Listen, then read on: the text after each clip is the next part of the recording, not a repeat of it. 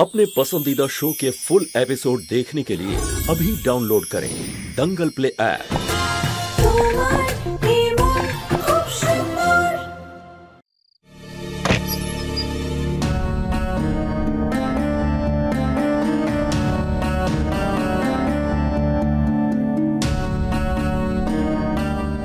আজ থেকে তোরা সবাই এখানে থাকবি।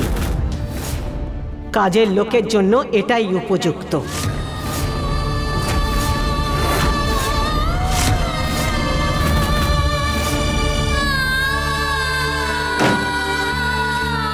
এত ছোট একটা ঘরের মধ্যে কি করে থাকবো?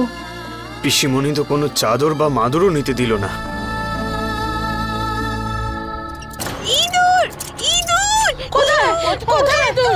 কোথায়? ইঁদুর! কোথায় আছে? চলে গেছে সোনা, দেখো। আমি এখানে থাকবো না মা, আমি আমার রুমে যেতে চাই। আমার এখানে খুব ভয় করছে। সোনা, তুমি একটু সময়ের জন্য ম্যানেজ করে নাও, তারপর আবার তোমাকে আমরা তোমার ঘরে শুইয়ে দেব, ওকে? না পিউ, প্লিজ বাবার কথা একটু শোনো বাবু। না,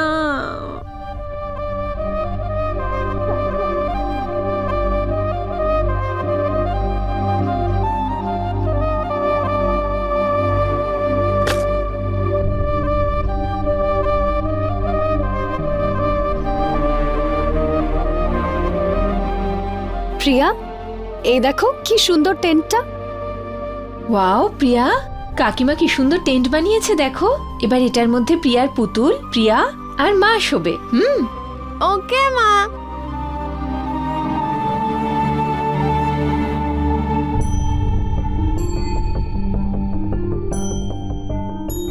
হে ভগবান, আমার পরিবারকে এই কঠিন সময় লড়ার শক্তি দেবেন।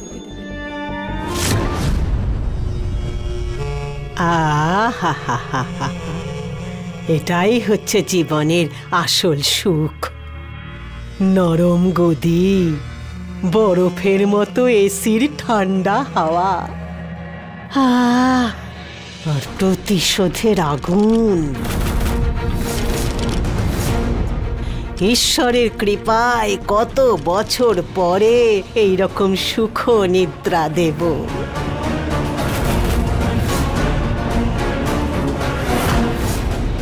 আর সকলের চোখের ঘুম আমি কেড়ে নেব।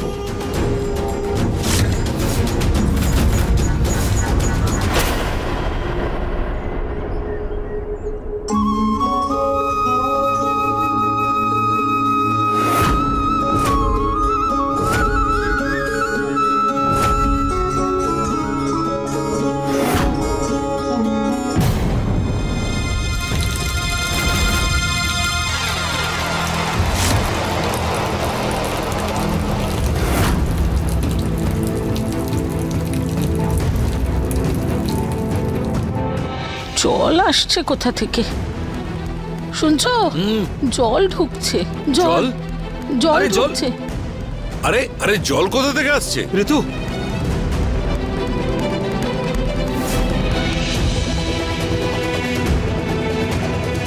জল কোথা থেকে আসছে? আরে আরে রুচিতা, আরে আরে আরে কি? আরে জল, নিশ্চয়ই এটা পিসিমণির নতুন কোনো নাটক। ঠান্ডা ঠান্ডা জলে ওরা স্নান করবে, ওদের সুখের বিশ্রাম আর ঘুম কেড়ে নেওয়াই আমার আনন্দ। প্রিয়ু, প্রিয়ু ওঠো। প্রিয়া ওঠো। প্রিয়া, মা মা তুমি এখানে বসো। মা ওখানে বসো। ঠাকুমা বাইরে থেকে দরজা বন্ধ করে দিয়েছেন। পিসিমা, পিসিমণি, পিসিমা প্লিজ থামুন আপনি। ঠাকুমা দরজাটা খুলুন। খুব ঠান্ডা জল। মা, দিদা, দিদা আপনি এদিকে আসুন। মা মা তুমি পেছনে এসো, পেছনে এসো, পেছনে এসো।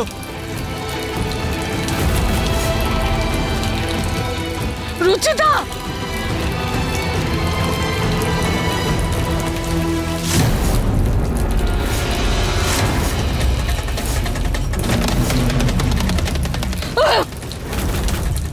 ইচ্ছে করছে এক থাপ্পড় মারি তোমাকে। এখানে যা যা হচ্ছে তোমার জন্য হচ্ছে। তোমার এই নাটকের জন্য আমাদের এই সব কিছু দেখতে হচ্ছে। না হলে চলে যেতাম এখান থেকে, থাকতাম না, আরাম না পাই অন্তত শান্তিতে থাকতে পারতাম কোথাও গিয়ে। মা, রুচিতা যা করেছে এই বাড়ির ভালোর জন্যই তো করেছে। আর এমনিতেও আমরা যদি পিসির থেকে দূরে যেতাম তাহলে সবকিছু ফিরে কি করে পেতাম? কেন বাইরে থেকে আমরা কোর্ট কেস করতে পারতাম না? পুনম, তুমি জানো কোর্ট কেসে অনেক দিন সময় নেয়, তাও সিদ্ধান্ত হয় না। মার অবস্থা দেখছো তো, দেখো কি অবস্থা, মায়ের কিভাবে ঠান্ডায় কাঁপছেন, দেখেছো মায়ের অবস্থা? মা, তোমার যদি কাউকে বকতেই হয় তাহলে আমাকে বকো। সবকিছু আমার জন্য হয়েছে, তুমি আমাকে বকো, আমাকে মারো, আর কারোর এতে কোনো ভুল নেই। মা, একে অপরকে দোষ দিয়ে কোনো লাভ নেই, সমস্যার উপর মনোযোগ দিতে হবে, দেখতে হবে কি করে বেরোতে পারি এখান থেকে। তুমি দরজা খোলার চেষ্টা করো। প্লিজ দরজাটা খুলে দিন না। পিউ,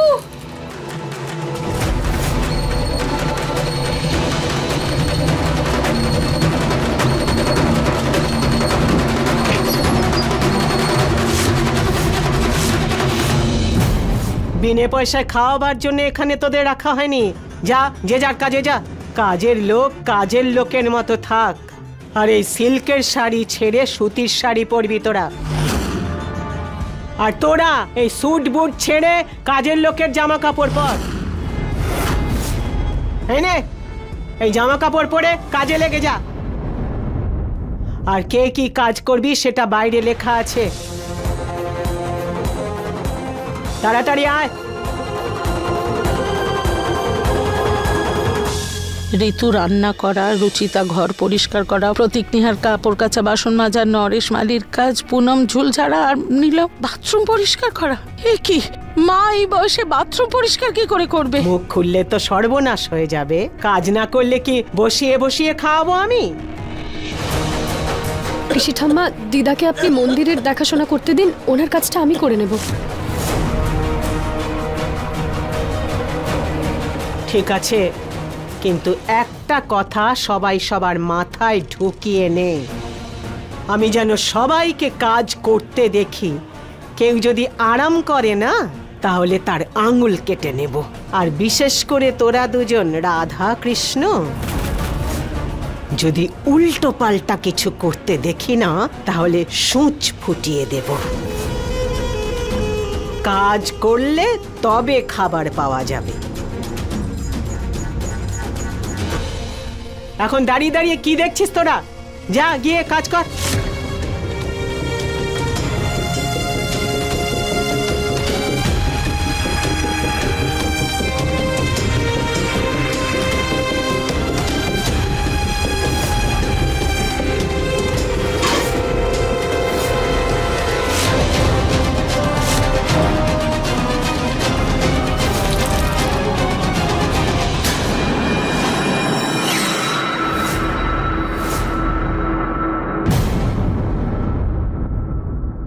একেবারে খারাপ খাবার, খাবারে কোনো স্বাদই পাচ্ছি না। আবার তৈরি কর এটা।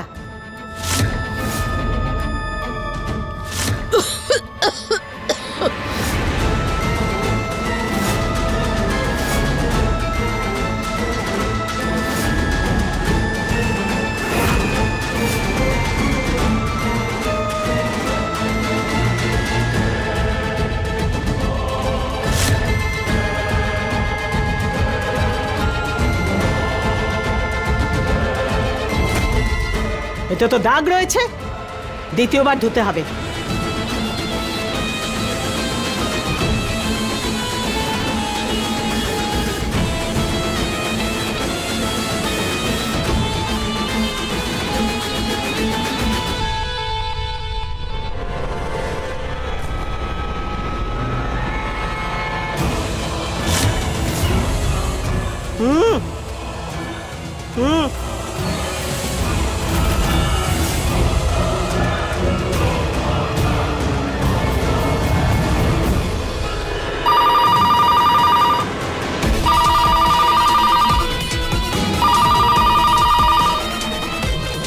হ্যালো, একবার নরেশ স্যারের সাথে কথা বলতে চাই, ওনার ফোনটা লাগছে না।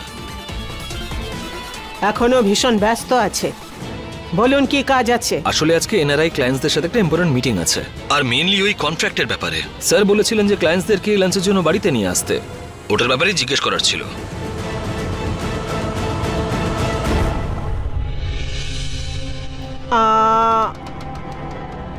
হ্যাঁ হ্যাঁ, নিশ্চয়ই নিয়ে আসবেন।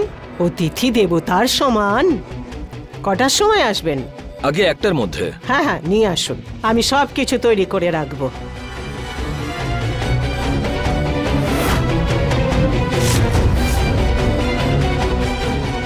কার ফোন ছিল পিসি ঠাম্মা? অফিসের কোনো দরকারি ফোন ছিল? মুখ খুললে তো সর্বনাশ হয়ে যাবে। কাজের লোকের মতো থাক। তোর কোনো অধিকার নেই আমাকে এইসব প্রশ্ন জিজ্ঞাসা করার। যা যা, নিজের কাজ শেষ কর।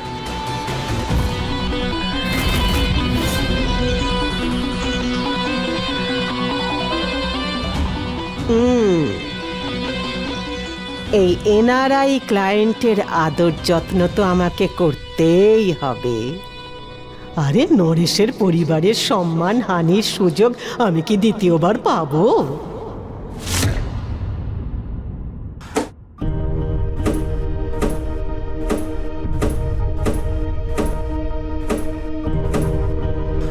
মা, আপনি আমাকে দিয়ে দিন, আমি করে দিচ্ছি।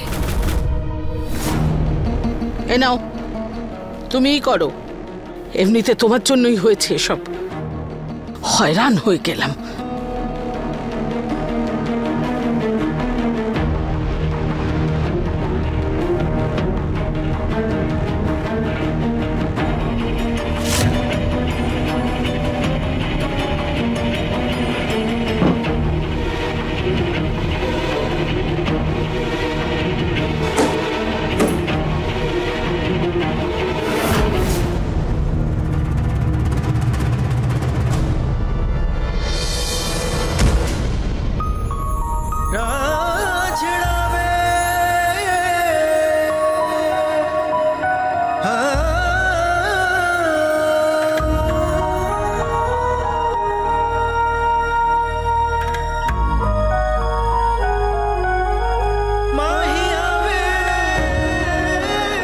টুলে ওঠার আগে একবার দেখে নেবে না টুলটা ঠিক আছে কিনা? সরি, আমি খেয়াল করিনি। তুমি না কখনো শুধরবে না। আচ্ছা, পরে বকবেন, প্রথমে নিচে তো নামান, নইলে কেউ দেখে নেবে। আউচ!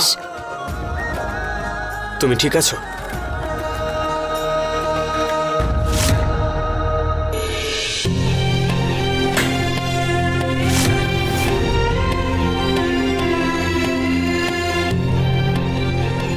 নিহার বাবু, এটা আমাদের বোধহয় এখান থেকে চলে যাওয়াই উচিত ছিল। আমার জন্য সবার কতটা কষ্ট হচ্ছে নিহার বাবু।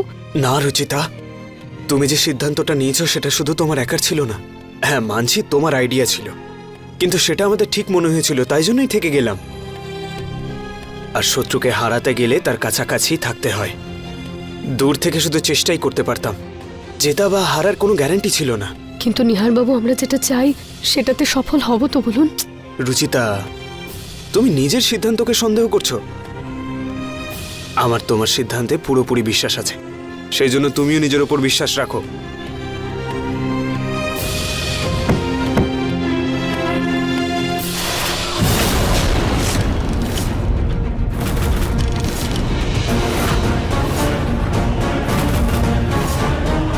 মুখ খুললে তো সর্বনাশ হয়ে যাবে। দুজনের প্রেম পর্ব শুরু হয়ে গেল। চুপচাপ করে নিজেদের কাজ কর গিয়ে। বেশি আদিক্ষেতা করলে না দুজনের চোখ গেলে দেব আমি। তুই যা গিয়ে বাজার থেকে সবজি নিয়ে আয়, আর তুই নিজের কাজ কর। হ্যাঁ।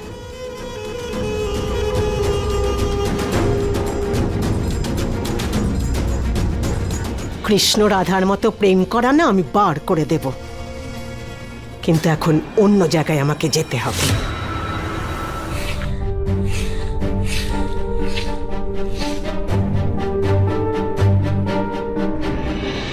হায় বেচারা নরেশ, নে ঠান্ডা জল খা। ফুলের মতো সুন্দর চেহারার ছেলেটা শুকনো পাতার মতো শুকিয়ে গেছে। খা।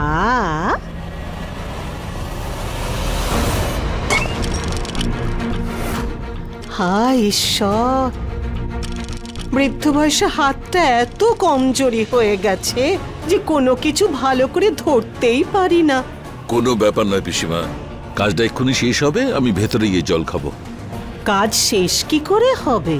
এখন তো জরুরি আরো একটা কাজ রয়েছে। তোকে না গরুর গোবরের ঘুঁটে বানাতে হবে। ওই যে আজকে বাড়িতে পুজো আছে না, তার জন্যে তো দরকার। গোবর আমি জোগাড় করেছি, তুই শুধু ঘুঁটে বানিয়ে দে।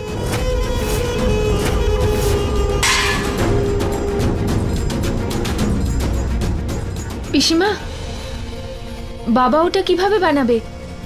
আমি বানিয়ে দিচ্ছি। কেন? ওর হাত কি ভেঙে গেছে? বাবা তো সকাল থেকে বাগানে কাজ করছেন, ক্লান্ত হয়ে পড়েছেন। আর এত রোদে বাবা যদি আরো কাজ করেন তাহলে তো অসুস্থ হয়ে পড়বেন। মুখ খুললে তো সর্বনাশ হয়ে যাবে। মোমের পুতুল নয় তোর শ্বশুর যে একটুতেই গলে যাবে। আর এইটা আমার বাড়ি, কোনো ধর্মশালা নয় যে ভিক্ষে করে খাবার পাওয়া যাবে। সকালবেলা ও নিলামের কাজ নিয়ে নিয়েছে, আর এখন তুই ওরটা নিচ্ছিস। আমি যাকে যে কাজের দায়িত্ব দিয়েছি সে সেটাই করবে। ঘুঁটে নরেশি বানাবে। যা নিজের কাজ কর গিয়ে। কোনো ব্যাপার নয় মা, ঘুঁটেই তো তৈরি করতে হবে, আমি তৈরি করে নেব। ছোটবেলায় অনেক বানিয়েছি। যাও মা, তুমি তোমার কাজ করো।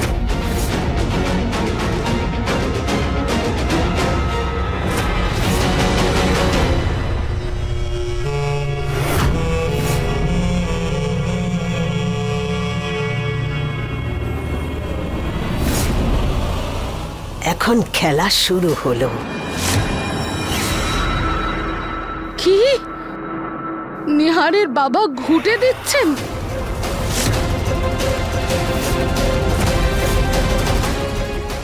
মা, এটা ছিল তোমার প্ল্যান? নিজের বাড়িতে মালিক থেকে চাকর বানিয়েছে, ওনার এত অসম্মান করাচ্ছ, এটাই তোমার প্ল্যান? সরি মা, কিন্তু এই সময় এগুলো সহ্য করা ছাড়া আমাদের কাছে আর কোনো উপায় নেই। আমাদের পিসি ঠাম্মাকে বিশ্বাস করাতেই হবে যে আমরা সত্যি ওনার চাকর হয়ে আছি। তখনই উনি একটু কমজোর হবেন আর আমরা কোনো পদক্ষেপ নিতে পারবো। রুচিতা ঠিক কথা বলছে, ঠিক বলছে ও।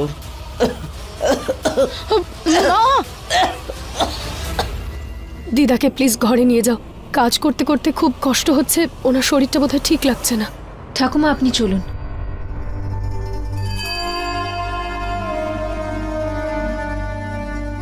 হে ভগবান, প্লিজ তাড়াতাড়ি পিসি ঠাম্মার এই খেলাটা শেষ করে দিন আর এই ঘরে আবার খুশি এনে দিন।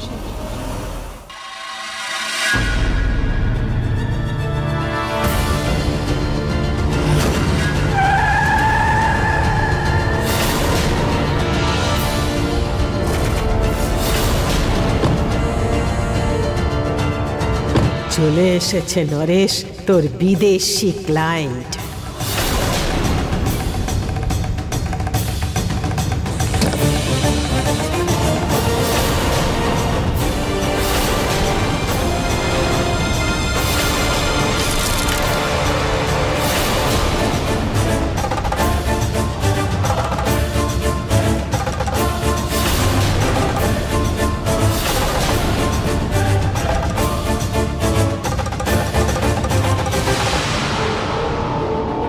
অশিক্ষিত বদমাইশ লোক কোথাকার, তোর সাহস কি করে হলো আমার গায়ে গোবর ছোড়ার?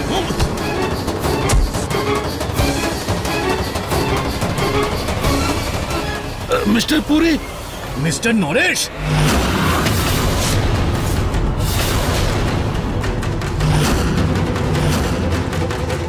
এটা কি ধরনের অভদ্রতা?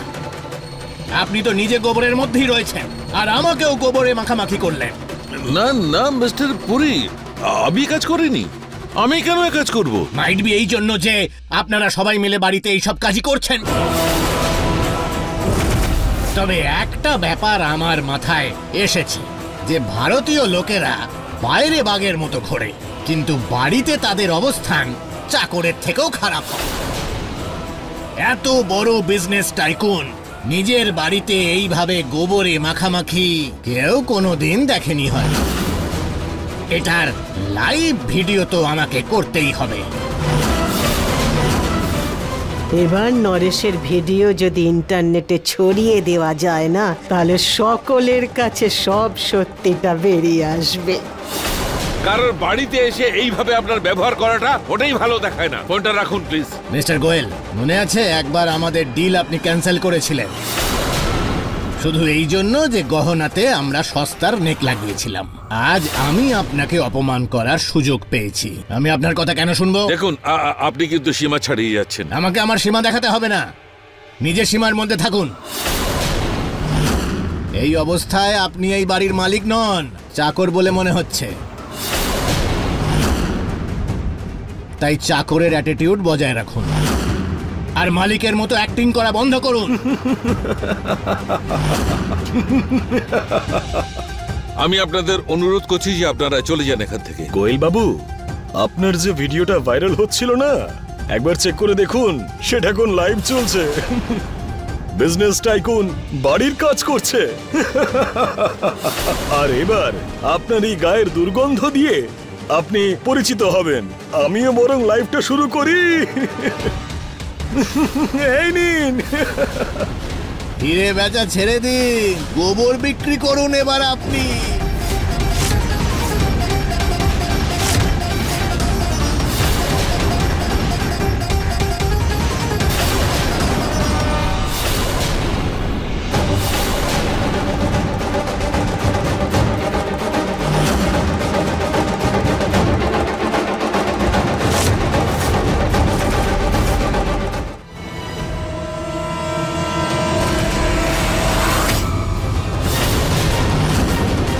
আপনি কে? নিজের ইন্ট্রোডাকশন আমি পরে দিয়ে দেবো আপনাদের। প্রথমে আপনি বলুন, আপনারা বাবার এনআরআই ক্লায়েন্টস না? হ্যাঁ। স্যুট করে আপনাদের, স্যুট করে দেশ ছেড়ে পালিয়ে যাওয়া।